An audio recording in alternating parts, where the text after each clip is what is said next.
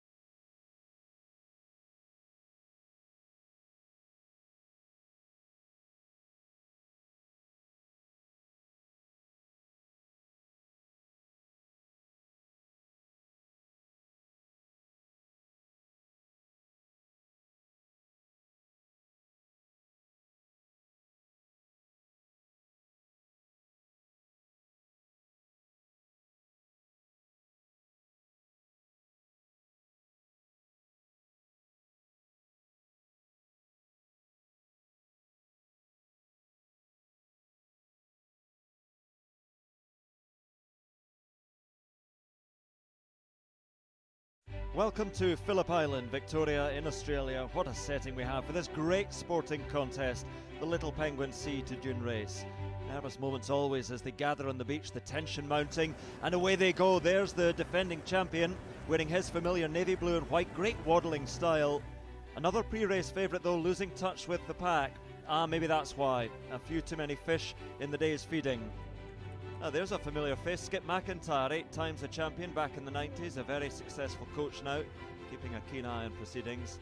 This the leading group, 1 or 2 still able to put on a show for the camera, others just ploughing straight over it. Some resorting to shortcuts. Sad that cheating has crept into this beautiful sport. The judges will have a look at that.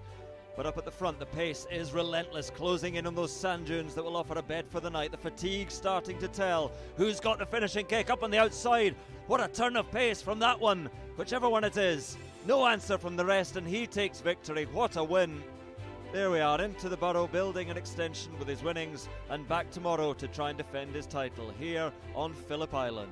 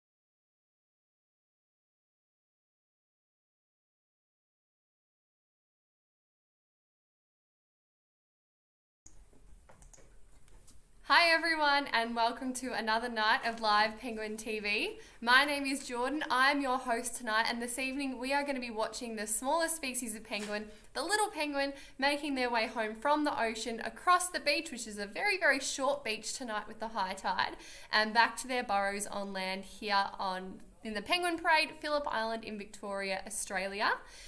Tonight we are also joined by the lovely Heather. So Heather's going to now come on in, say hello, and let us know what she'll be doing tonight. Good evening, everyone. Tonight I'll be monitoring the questions on YouTube and Facebook. So let's send Jordan some great questions on YouTube tonight. Beautiful. Thank you, Heather. So at any point throughout the stream, if you've got a burning question that you would love to have answered, whether you are a regular water watcher and there's just something you've always been itching to know, something you've always been wanting to ask, please do put it in the comments. And if this is your first time watching live Penguin TV, welcome, welcome, and huck to you all. Very excited to have you here with us this evening. Now, over here we have our kind of main beach at the Penguin Parade, and there's quite a few different penguin pathways that the penguins choose to make their way home. So over here, directly ahead, we are looking at the general viewing at the Penguin Parade, which is a type of ticket that you can buy here when you come to visit us, hopefully very, very shortly. And now we have an increased capacity to 500 people, so we're able to have more of you joining us, more smiling faces, more and more penguin questions. We're getting lots of them down on the boardwalks at the moment, so we absolutely love all the enthusiasm online and in person, but we're very, very lucky to be able to welcome you back, and we're looking forward to seeing all of you water watchers here in the flesh very, very shortly.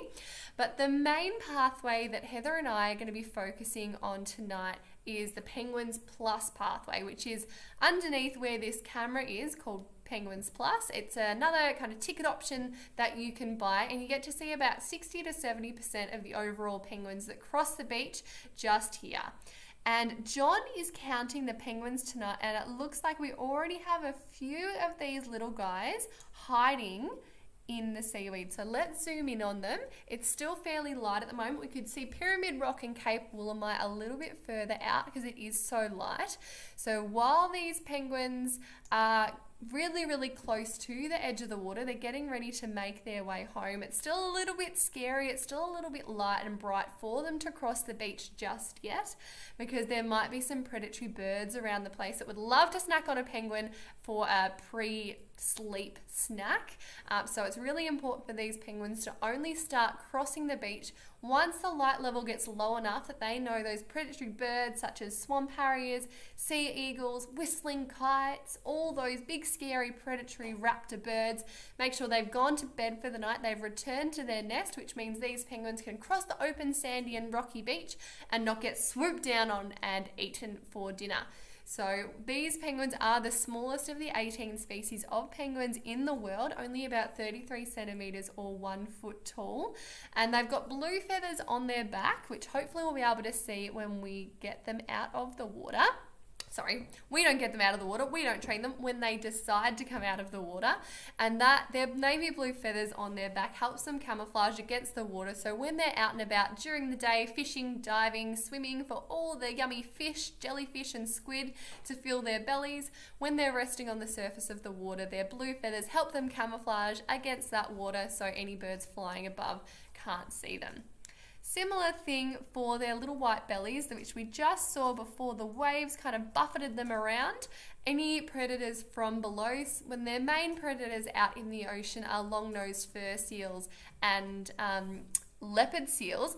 I don't know if you've ever been into the pool or into the ocean, opened up your eyes and had a look up the surface of the water after you've dived down, but the surface of the water looks white because of the clouds above or the sun shining on the surface of the water. So these penguins are very, very well adapted for life at sea. Look at the little tail flipping up. So yeah, have relatively low rates of predation when they're out in the water. It's when they're crossing the beach at the end of the night and when they're heading out to the ocean ocean, from land to the ocean in the morning, that's when they're the most susceptible, and they have to do their dangerous dash. And make sure when they're coming home at night, they're only coming home after those birds have gone to bed, and in the morning they're only going out before they've woken up, so that when the predatory birds do wake up, their beautiful blue feathers on top will help them camouflage after they are well and truly across that open beach and into the ocean for a day foraging out at sea. Now, there is safety in numbers with penguins crossing the beach, so because it is still a little bit light and we only have a fairly small number of penguins so far, they're a little bit nervous. They'll probably be making a sound, which I've already mentioned earlier, called a huck, which sounds like huck, huck, huck, huck, huck, huck. And that's penguin for, anyone else out there? Can we cross the beach yet? Is it safe? What do we think? So they're trying to get as many penguins to cross the beach with them as possible. Again, so there's safety in numbers and they feel a little bit more safer and more confident crossing the beach in a nice big group. Now, I just wanted to zoom out a little bit to see if we could see any other potential rafts zooming on in, waiting and trying to join these penguins, but I haven't found anything just yet. I might scooch the camera just a little bit over this way so that we've got the penguins just in the bottom of the screen, and we'll also be able to see if any more rafts start to make their way in as well. But before I get into too much more penguin information, I just wanted to stop and acknowledge the land that we are on today. We are on Phillip Island, as I mentioned earlier, which is called Malau by the Bunurong, and the Bunurong people are the traditional custodians of the land on Malau, and they have been coming over to Malau for many, many thousands of years, living peacefully with the plants, the animals, and the environment. Of course, the penguins here, which have been here for many more thousands of years. And so I just wanted to pay my respects to the Bunurong elders, past, present, and emerging. And I wanted to extend that respect to any Bunurong joining us tonight, and also any First Nations people joining us today as well. And in the comments, please let us know where you're joining from, the country, the English name, and also, if you know it, the traditional name given by the traditional custodians, because we absolutely love it when people acknowledge the land that they're on, whether it's in Australia or abroad. So really, really huge thank you to that from everyone. Now, I think I might have spotted something, and Heather, I might have to get you to do me a little bit of a favour. I think the lights haven't actually been turned on just yet, probably because it is so light still. So can I get you to radio Michael and just let him know, our ranger Michael, who's also on Live Penguin TV, and ask if he can turn the lights on. It will make it, it's not so much of an issue now, but it will make us see a lot better when it starts to get a little bit dark. So if you can do that for me, Heather, that would be fabulous. Thank you. All right. Now, where have these penguins gone? I've lost them. If everyone is watching at home on a nice big screen, you'll probably be able to see much better than I can. Oh, look, there he is. He's getting ready. You can see his hat, getting ready to turn those lights on. Just like all of us here. In fact, I almost started the live stream a little bit late tonight because I was too busy talking to Heather about all the wonderful people that we have now that capacity has increased. So I think we'll be getting those lights on now. Thank you for that, Heather.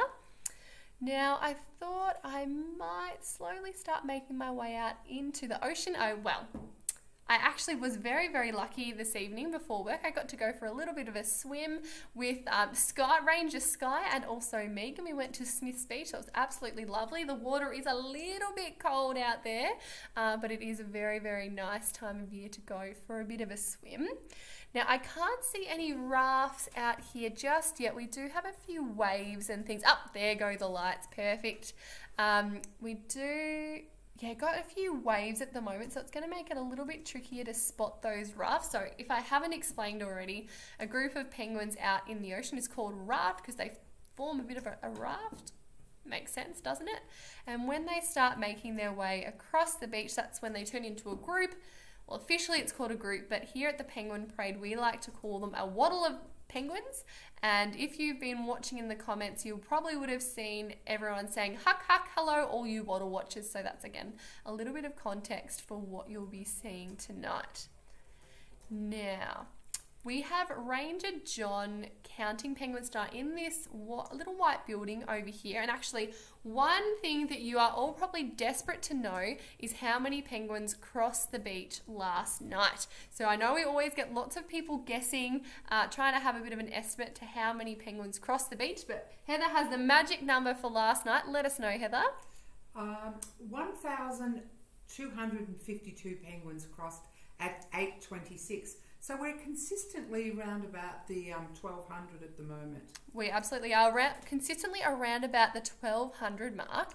Now, I did hear John's voice over the radio. Have we heard anything interesting, Heather? We have. There are penguins at the water's edge Where? at Penguins Plus near the seaweed. So we've got a bit of seaweed down there tonight. Beautiful. I just wanted to check and see if I could see anything off in the general viewing area, but no, not quite yet. So the penguins already crossed about 10 minutes ago.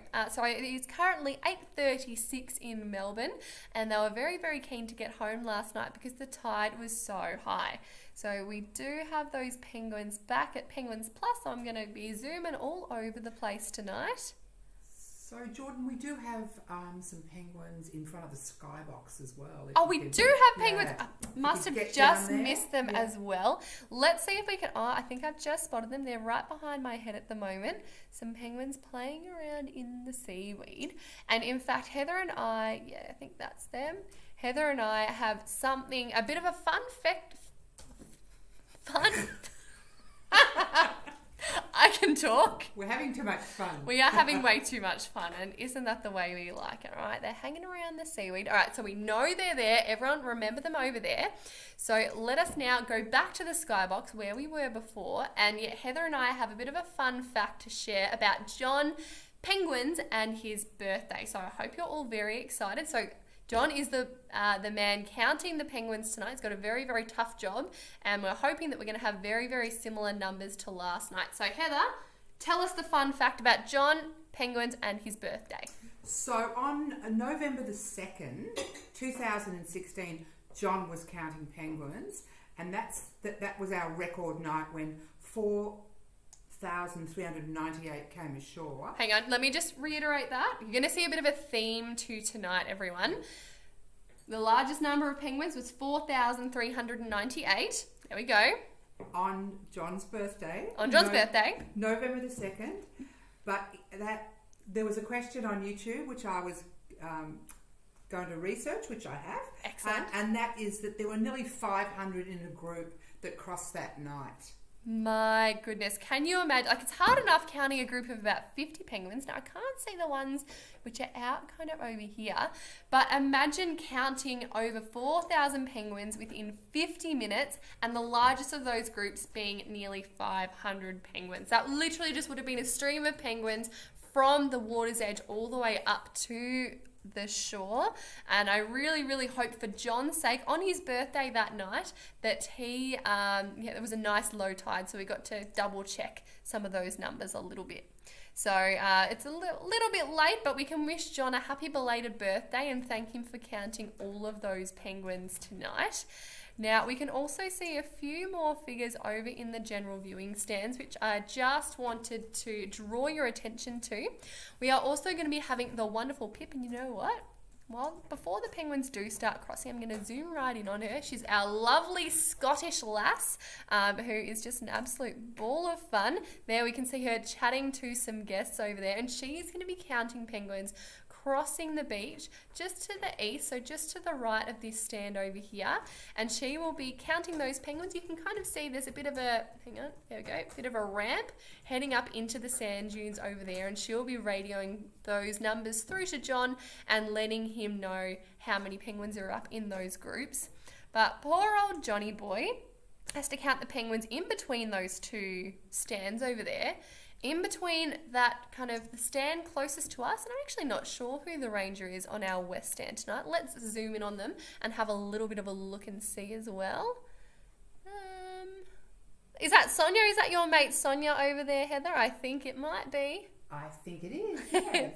There we go. It's funny. Sonia and Heather are great friends and they act like two little schoolgirls when they're together. It is lots of fun and very cute. I told you we were going to have lots of fun tonight. So John is going to be counting the penguins in between where Sonia is looking after the penguins and the people on that west stand tonight, all the way over to Penguins Plus where we saw the penguins a little bit earlier. Now, is that anything? No, I think that's just a bit of seaweed. Never mind. Let us go back to where we know some penguins are going to be getting ready to start crossing the beach. So you might have remembered me a little bit earlier in the stream saying that we get about 60 to 70% of our overall penguins crossing the beach here at Penguins Plus. So it's a really, really great spot to definitely get your penguin fix when you are here in person. Oh, yep, there they are again, just behind my head.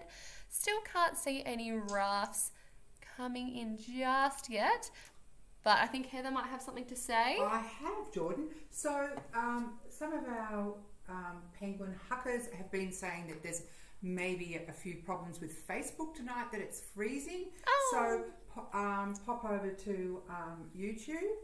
And I have a couple of questions if you'd like them. Are you ready for a couple of questions? I am, but I just want to reiterate what Heather just said. Apparently there's been some issues on Facebook with the stream freezing. So if you can hear me on Facebook, try, first of all, just refreshing the your browser to see if that helped. But if not, jump over to Phillip Island Nature Parks' YouTube channel and we will definitely be able to have you there. Definitely cool. All right, so Heather mentioned she has a couple of questions. Let's go for it. Okay, so first thing is we've had a start at 8:42. Beautiful. Did John say where that start was, Heather? I think, no he didn't, but there That's was okay. a raft near that seaweed. Beautiful. Yeah. Don't think they've started crossing at Penguins Plus. So maybe it's the ones that were down in front of the skybox. Interesting. Usually it's the first penguins that start crossing the beach will be at Penguins Plus because you can see we've got lots of dark rocks which will help them feel a little bit safer crossing the beach because they have a little bit more camouflage.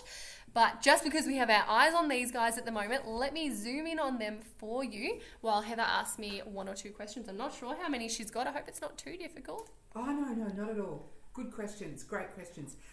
Janice would like to know how long are penguins flippers? Ooh.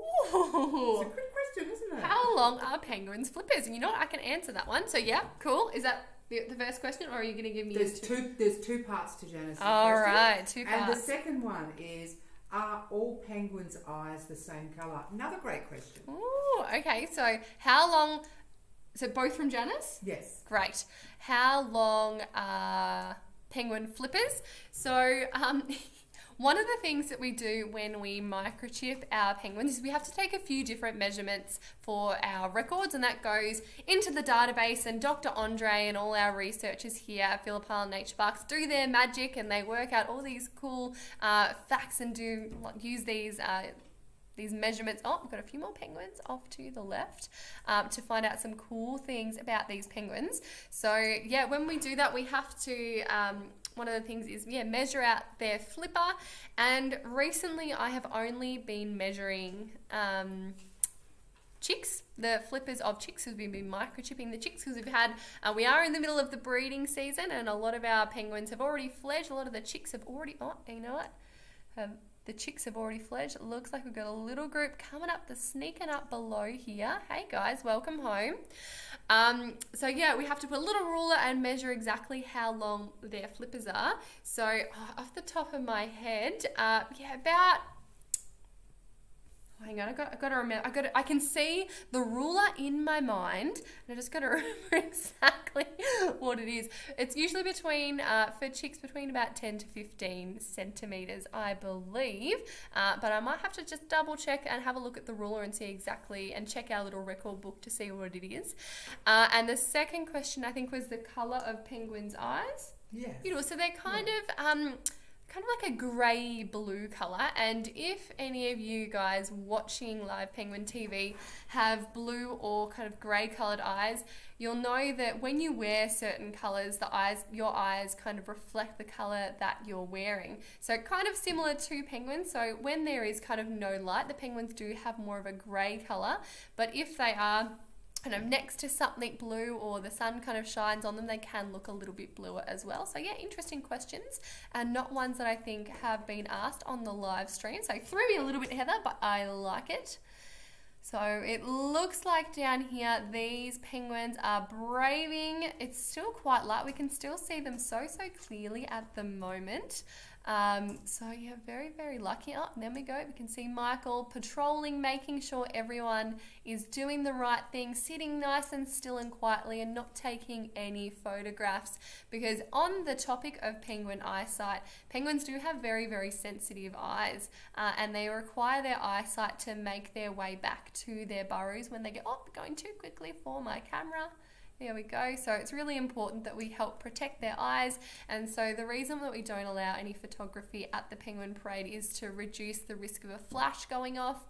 And because penguins see very, very well in the blue colour spectrum, any bright white flashes of light, the penguins are very, very sensitive to that flash, and it can daze them, it can take away kind of their night vision a little bit, and it also stresses them out. And we are here in their home. We want them to be happy and safe to make their way home.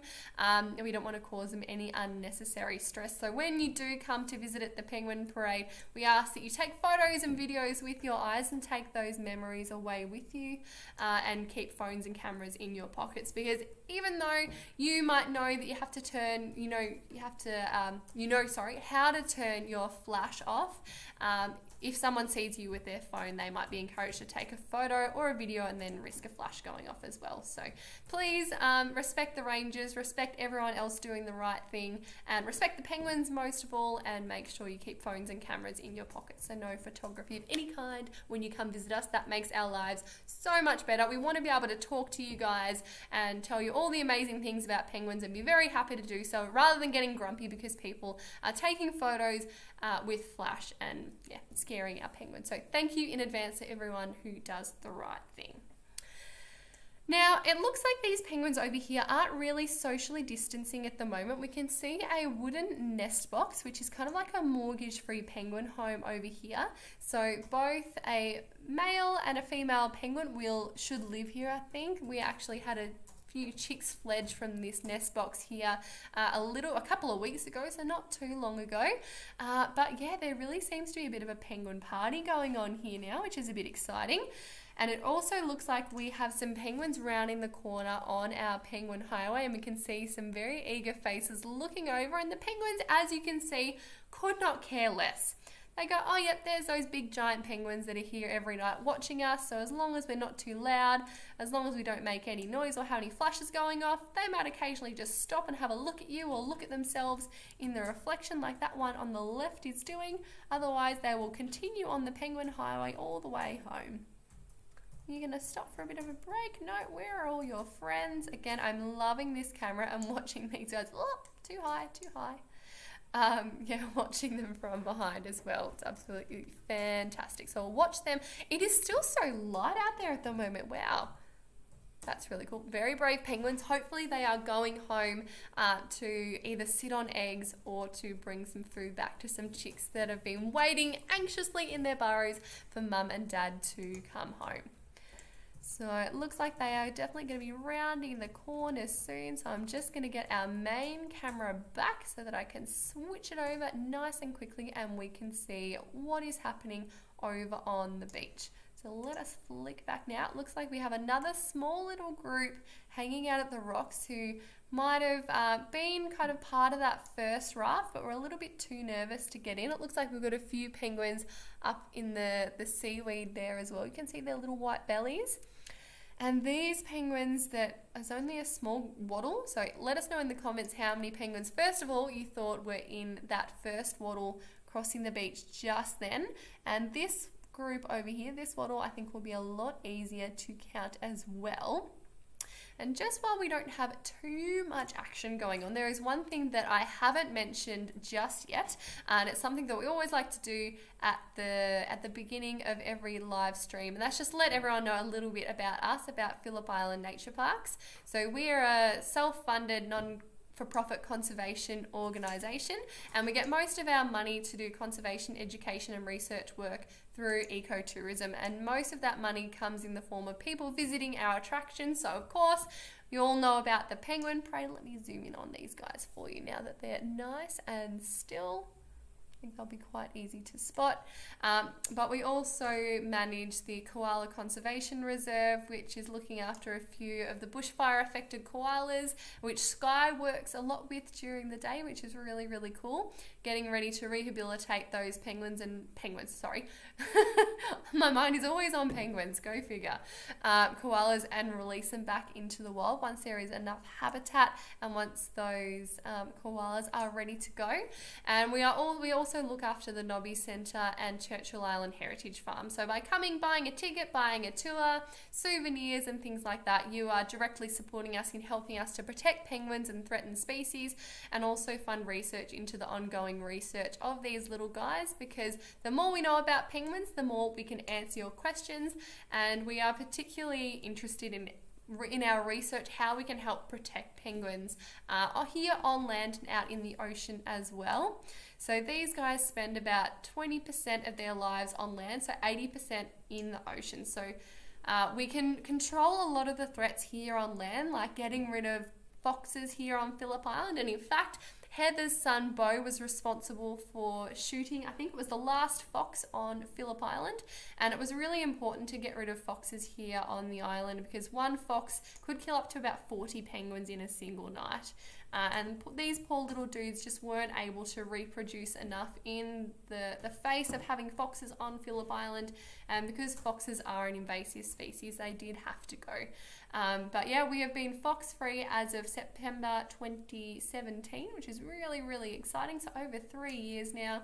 And we do lots of other work to help keep these penguins safe and protected on land. But it's when they're out in the ocean that's when where they spend most of their time, that's where they need the most protection. And out in the ocean, that's international waters. That's when everyone has a little bit of an impact on penguins and on sea life out there. So I'll talk a little bit more in the stream about how we can best protect our marine life, whether you're on holiday or whether you're at home, so at Phillip Island or home as well. So thank you in advance for all of that, everyone. I think Heather's trying to get my attention at the moment. Yes. Just about the foxes, Jordan. Yeah, beautiful. I did read an interesting fact. So back in the 80s, foxes were killing 7% of penguins in the colony. So in the 70s and 80s. So that was a lot of penguins we were losing to foxes. Wow, so, yeah.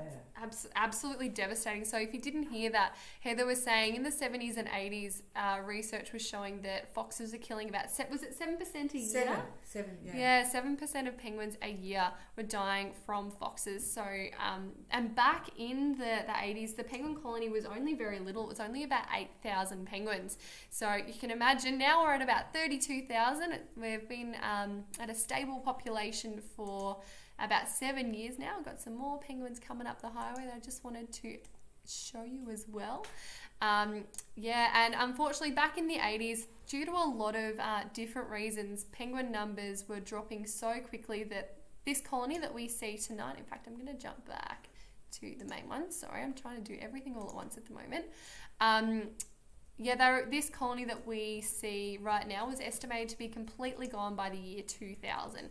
So we have got rid of foxes. There used to be a large housing estate in the Summerland Peninsula, which is in between us here at the Penguin Parade and up at the Nobbies as well. So there used to be 183 houses, a motel, shops, and all kinds of things. So that is now all gone. It's completely rehabilitated back into penguin habitat, and in the areas that the heavy houses and roads had kind of compacted the soil, making it more difficult for these penguins to get home. We provided them with these little wooden nest boxes that we saw just a little bit earlier, and I'll definitely be able to show you a little bit later in the stream as well. So it's a huge success story. was the largest buyback scheme. So the government bought all the houses and all the land back to give back to the penguins. It was the largest buyback scheme for a single species of animal in the world at the time. So yeah, it took nearly 30 years, but the final house was moved in 2010, and now no one is allowed up in the penguin habitat at night unless you're a penguin, which is really, really great. Have we got a figure or another question or something, we Heather? sure have. We've got lots of questions coming in tonight. Woohoo! So, Margaret would like to know the second smallest species of penguins. What is the second smallest? I don't know. Is it? Do you know it? Yeah, that's a very good question. We might have to. Is it get Margaret back to Buckley? that. No. No, I was going to say, I know Margaret Buckley is a regular water watcher, so shout out to Margaret over there. Thank you for always watching. Okay, so what about? So okay, we're gonna come back and we're gonna find out who the second smallest species of penguin in the world is. Very good, very good. I think they might be the yellow eye from New Zealand, but we will check that. Yeah. Another question that stumped us, but a very easy Google. Yep. And Lottie would like to know: do penguins have teeth? Ooh, do penguins have teeth? I don't know why I did that. That's all right. So they kind of have some. So they don't have teeth in the traditional sense like we do. But they've got a very, very sharp beak, and they kind of have like some serrations inside their beak, which helps them kind of hold on to fish and things like that. But the best thing for the penguins when they are out in the water trying to find food is a big sharp hook on the end of their beak. And I'm sure, Heather, you've done penguin handling training. All of our rangers here at the Penguin Parade have to go through penguin handling training with some of our researchers, so that if there is a sick or injured penguin, or if it's in a dangerous spot, we need to be able to know how to pick it up safely for the penguin and for ourselves. But I think we've all been bitten by a penguin, and especially the males have a very, very sharp hook on the end of their beak that they use to hold on to their fish and to fight for their territory as well. I have the answer to the second smallest. Okay, we have an answer. Breaking news, everyone. We have the answer. I think Ashley may have Googled the question. Beautiful. And it's the African penguin. The African penguin is the second. Well, you know, I wouldn't have guessed that. So that is why we don't guess on live Penguin TV. We only try to work out things that we can.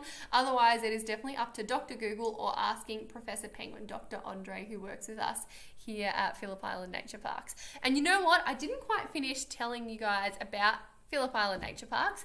So I did mention that we are a non-for-profit conservation organisation. So if you are interstate, if you are international at the moment and you can't visit us here at the Penguin Parade but would love to help us protect these little guys, you can donate to the Penguin Foundation, and there's a few different options. You can adopt a penguin or become a penguin pal and get one of these cute little plushies, and that goes towards our ongoing research program and also funding our wildlife clinic that looks after sick and injured penguins and native wildlife. Oh, the penguins just kissed. Native wildlife as well. So a huge thank you to everyone who has donated to the Penguin Foundation over the live stream or even prior to this. And thank you to everyone who is thinking about adopting a penguin or becoming a penguin pal, and also bringing your business to us here at Phillip Island Nature Parks and helping us with our ongoing protection of these little penguins. So again, a huge thank you. But yes, so I kind of interrupted you. It was African penguin was the second smallest. Was there something else you wanted to say, Heather, or am I completely making things up? Would you like to answer another question? I would love to answer another question. Let us go for it. So, what have you been doing out in the field, Jordan? Tell us what you've been doing during the day.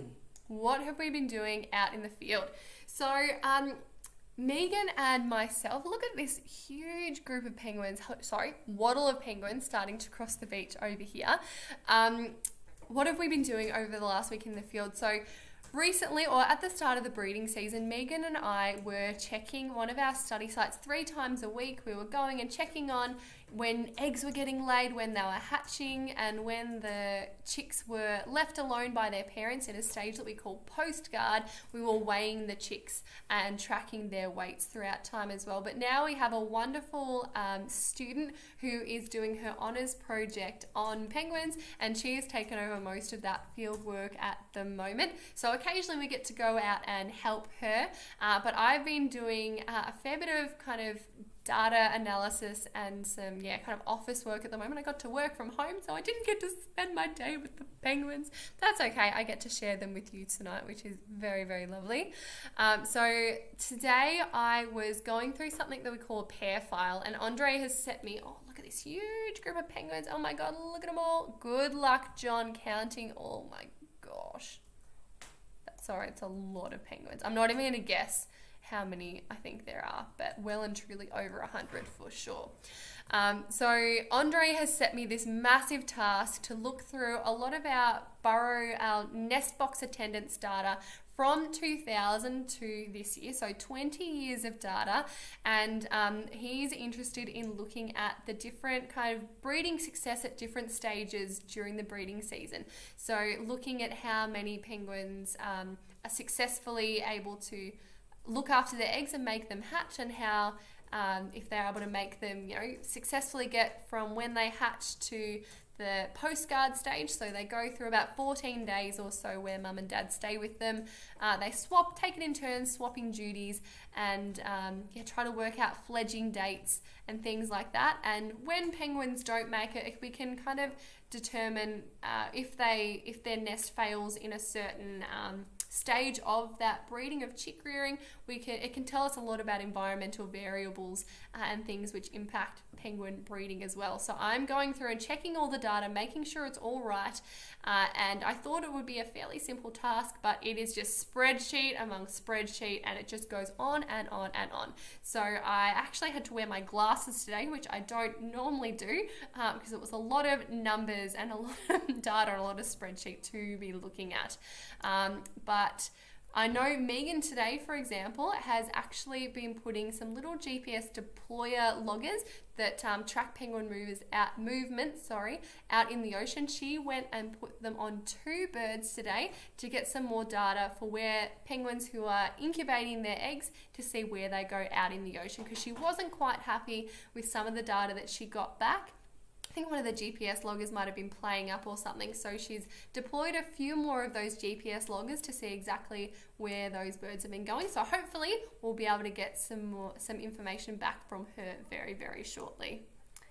Now, I have been talking for a fair while, and I think we've probably only got about We have only got 5 minutes to go. 5 minutes to go, beautiful. And I think Heather has another question for me. I actually have a correction, Jordan. A correction? So, just checking facts, because we need to check our facts. Of course. So the second smallest penguin is actually the Galapagos penguin. You lied. Yes, well, I did check. So, and now who was it online that again, also told me? Yeah. So it's not the African penguin that's the second smallest. It's the Galapagos penguins. Yes. Very good. Charles Darwin would be very happy. Fact checked by Heather. Fact checked by Heather. Very good. Everyone has to do their Googles for sure.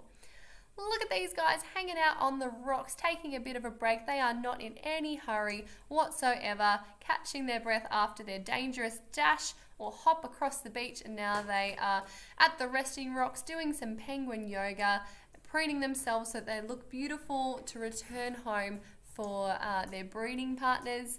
Well, and let's jump to the penguin highway, because it looks like we've got some friends racing up just over here. Oh, that one nearly fell over. I want to see if I can beat these penguins, but I think they're going to be too quick for me. Are you going to... Oh, yep, no, their penguins are too quick for me. My camera, woo, I hope I'm not making anyone sick. I am... Yep, there we go. Oh, yep, nice little rest spot just over here. That penguin looked like it was turning around and pecking at its bottom. It was stimulating the oil gland at the base of the tail, covering its beak with that waterproof oil and kind of rubbing it through its feathers, conditioning them, making sure they are nice and supple and healthy, but it also gives them a bit of a waterproof layer as well.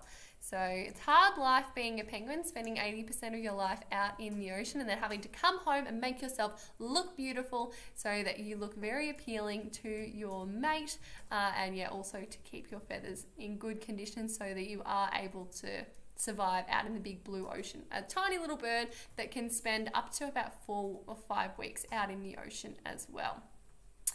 Now, earlier in the night, I did mention that there might be a little bit of a theme, so you might have been able to guess it already. So we said the largest number of penguins ever crossing the beach was 4,398 penguins, and the largest waddle of penguins crossing the beach that's been counted was just under 500.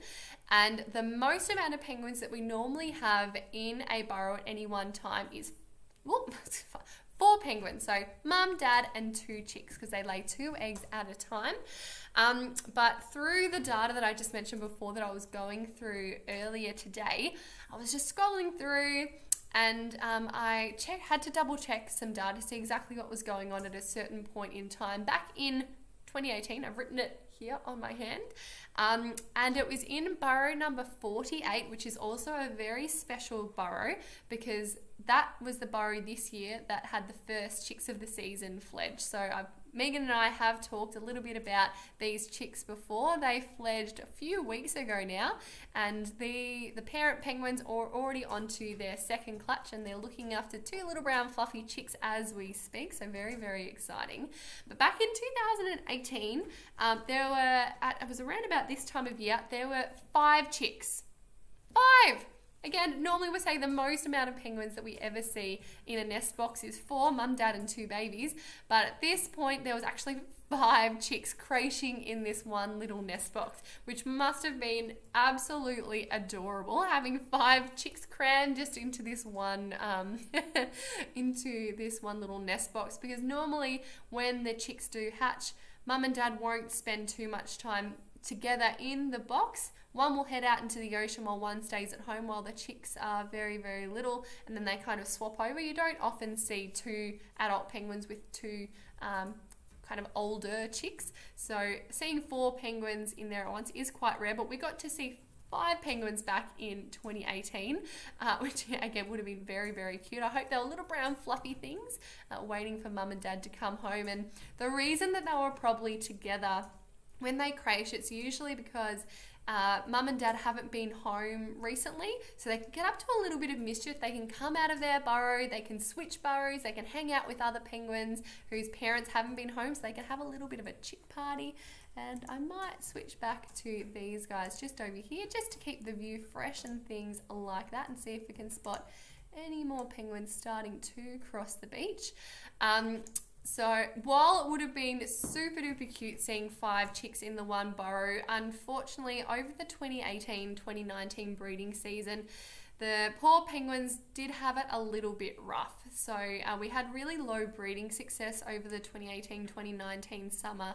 There were some really, really hot days and quite a few really severe heat waves, and these penguins can deal with a few days of high temperatures, but we were just getting day after day above 35 degrees, and unfortunately a lot of the chicks couldn't really cope with this, and that was also coupled with parents being out at sea for quite a long time because the food, which is normally around about 30 kilometers away during the breeding season, was about 80 or 90 kilometers. So oh my god, oh my god, oh my god, oh my god, I've just spotted a bandicoot.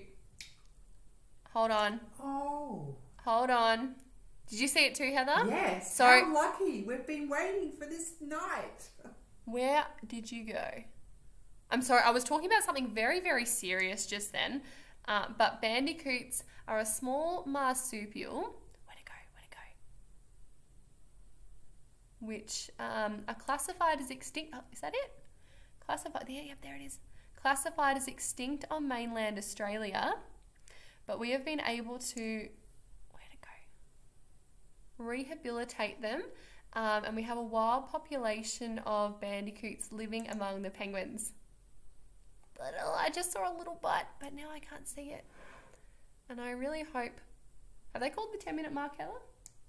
No, but but we've gone overtime. We've gone overtime. What a surprise. If you've been watching Live Penguin TV with me before, you'll know that I can never stick to time, and I hope you all don't mind. All right. Can't spot it now, but look out for a little thing that kind of looks like a cross between maybe a mouse and a rabbit. It's got a short little tail and some stripes on its bottom, because that is a very, very rare creature and something that is classified as extinct in the wild. So very exciting when we get to see some of those. Now, I was telling you a very sad story about the breeding season over 2018-2019. So yeah, in summary, the fish that penguins normally eat was about 3 times further away, which meant that the adults are sometimes spending up to 3 times longer out in the water, and that the poor chicks were almost frying here on land with the intense heat waves, and they weren't getting enough food, so breeding success was really, really low that year. The long-term average is 1 chick survives per clutch, so 1 in 2 chicks survive, but it was, I think, about 0.31 chicks per clutch made it in over the 2018-2019 summer. So it is natural to have kind of really good breeding seasons and not so good ones, but unfortunately that breeding season 2 years ago was uncommonly poor. It was really, really bad, just with a combination of a whole lot of factors. So I know it's a little bit of a sad thing, but I wanted to let you know a few different ways that we can try to mitigate this in the future, and how we can try and make sure that the penguins do have higher breeding success, so that we can safeguard this colony for the future. So one thing, when the penguins are heading out into the water, they can dive over 1,000 times a day in search of their food. So we want to make sure that their feeding hotspots are really well protected and they're safe. So the further the fish are travelling out in the water, the further penguins are travelling, that's when they'll come into contact with commercial fisheries. So again, I think I said this last night, think a little bit about where your seafood is coming from, especially small fish such as anchovies and pilchards, because these are a favourite prey of the little penguins. Make sure you are choosing sustainably sourced seafood, and if you do fish yourself, please make sure that you are again following all the rules and the regulations, and you are returning all of your fishing gear with you. We don't want penguins to have to travel such a long way out into the ocean and have to deal with entanglements of fishing line as well. So if you see any rubbish on the beach, anyone, especially fishing line, please do pick it up and put it in the bin, because we don't want these penguins to become entangled, injure themselves, and maybe even drown out in the ocean. So I know there's a few things that I've asked of you tonight, but please choose sustainable seafood. Please take your rubbish with you, whether you are inland, whether you're on the beach or out in the ocean. It's not only going to help penguins, but also an abundance of other sea life out there as well. And also another fun fact that a lot of cat food sometimes does have pilchards and anchovies in it as well. So I'll ask, if you do have a furry cat at home, to choose cat food that doesn't have pilchards or anchovies in it, because that directly competes, because the fishing companies directly compete with the penguins for their food as well. So that's my sermon for tonight. And Heather is going, oh my God, we need to wrap up. So yeah, I just wanted to say, I hope you've loved watching Live Penguin TV tonight. I know it got a little bit gloomy there at the end, but I hope you learnt something and you feel empowered to be able to do something to help protect these little guys, because again, we want them to be here for many, many years to come, and we want to be able to share them with you as well. But that's pretty much all from Heather and myself tonight. Remember, we are looking forward to having you here in the flesh. Book online. We have about 500 tickets available every night. So book ahead to make sure that you get a spot. But if you aren't able to join us in the near future, but would love to help us protect these penguins, remember you can donate to the Penguin Foundation. And if you become a Penguin Pal, you can get one of these cute little plushy toys and take home with you, and know that you've been doing that one step extra to help protect these penguins at night. So I think that's about it. Anything I've missed or anything else you'd like to say tonight, Heather? No, I think we've gone over long enough, Jordan. Sorry. We might do our huck. We will do our huck off tonight. So I want to see in the comments everyone saying huck. again in penguin language, say goodbye to everyone, and we love hearing it over the live stream as well. So thank you so much for watching every night, especially you Waddle watchers who tune in every night. But if this was your first time, hope you had a lovely night, and we hope to see you again online and in the flesh very shortly. So goodbye everyone, stay sane and stay safe. Huck huck Huck, huck. huck huck Good night. huck huck.